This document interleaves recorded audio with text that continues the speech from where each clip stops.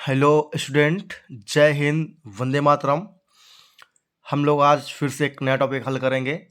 एक दो दिन वीडियो नहीं डाल पाए, बहुत समस्या हो गई बच्चों, समय नहीं मिल पा रहा था।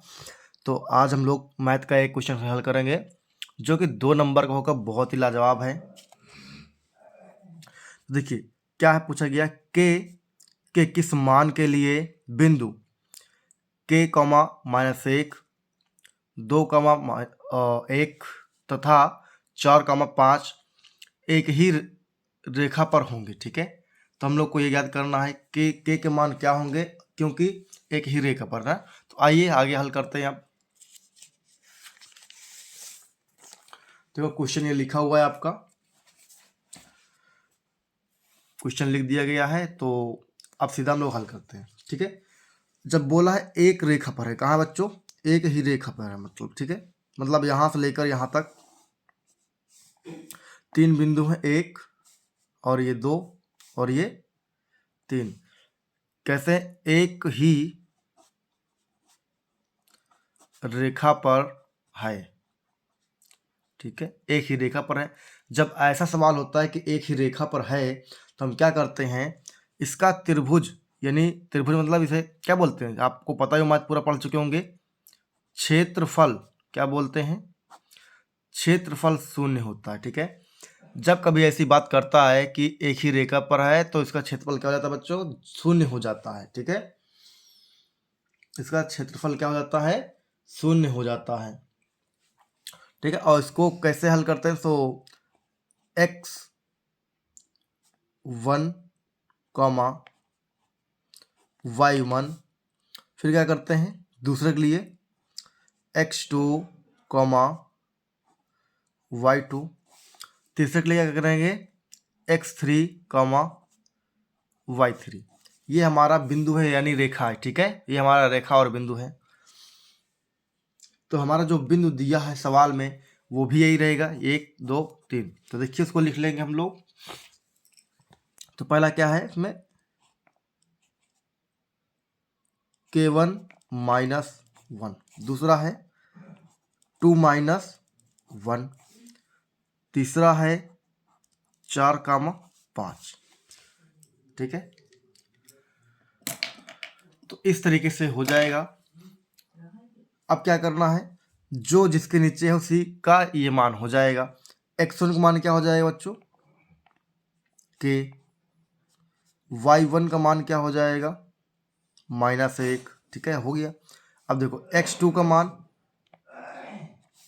x2 का मान 2 हो जाएगा, y2 का मान 1 हो जाएगा। ठीक है, अब y3 का मान देख लीजिए, y3 का मान कितना है, नीचे 4 है तो 4 हो जाएगा, y3 का मान 5 है तो 5 हो जाएगा। ठीक है, इस तरीके से हमारा क्या निकाल आया, x और y बिंदुओं के मान निकल आए। ठीक है, अब क्या करना है, इसका फार्मूला लगा देना है कि त्रिभुज का क्षेत्रफल का सूत्र क्या होता है। तो देखिए, तो यहाँ त्रिभुज के क्षेत्रफल बराबर क्या होता है, 1/2। ठीक है, क्या होता है, 1/2 होता है। और x1 फिर क्या होगा ब्रैकेट में, y2 -y3 कर सकते हैं, फिर प्लस x2 होगा और ब्रैकेट में y3 -y1 होगा। ठीक है, फिर आगे क्या होगा, ब्रैकेट बंद कर दिया जाएगा और प्लस x3 होगा और ब्रैकेट में क्या होगा, y1 -y2 होगा, y1 -y2 होगा। ठीक है, तो ये बच्चों इसका सूत्र है, और इस सूत्र के द्वारा ही हम लोग सवाल को हल करेंगे। ठीक है, इस सूत्र के द्वारा ही हम लोग सवाल को हल करेंगे। चलिए आइए इसी पर मान रखते हैं, जो हमने मान निकाला है। ठीक है, ये फार्मूला होता है। और भी आपको बताया गया है कि जब एक ही रेखा में रखा जाएगा तो क्षेत्रफल कितना होगा, शून्य होगा। ठीक है, तो चलिए अब लगाते हैं। तो यहाँ लिखा जाएगा 1/2।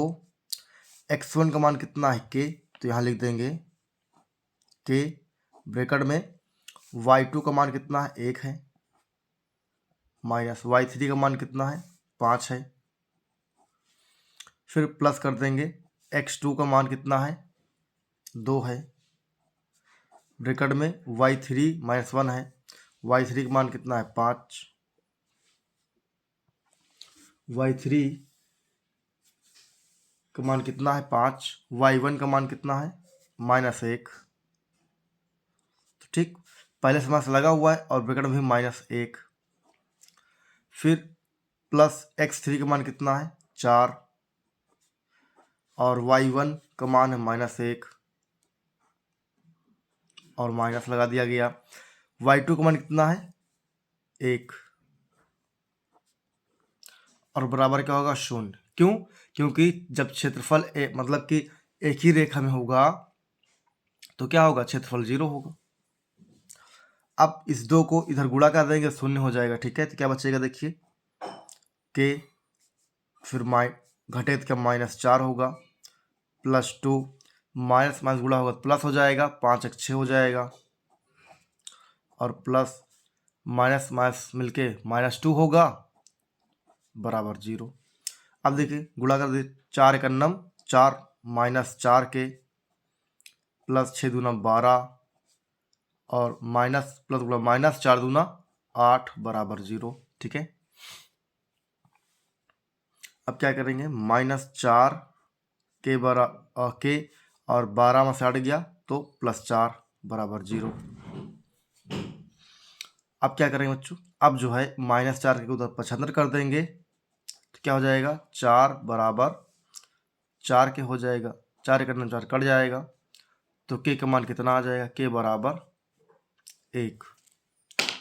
के बराबर कितना आ जाएगा, 1 आ जाएगा। तो यही सवाल में पूछा गया था कि के किस मान के लिए बिंदु कितना है, तो के एक मान के लिए ये सारा बिंदु दिया गया था। ठीक है, तो ऐसे ही क्वेश्चन को देखने के लिए जो पेपर में आया हुआ है, चैनल को जरूर आप सब्सक्राइब करें और लाइक करें, जिससे कि आपको अच्छे अंक प्राप्त हो सके और अच्छे नंबर मिल सके। तो मिलते हैं बच्चों नेक्स्ट वीडियो में। जय हिंद, वंदे मातरम।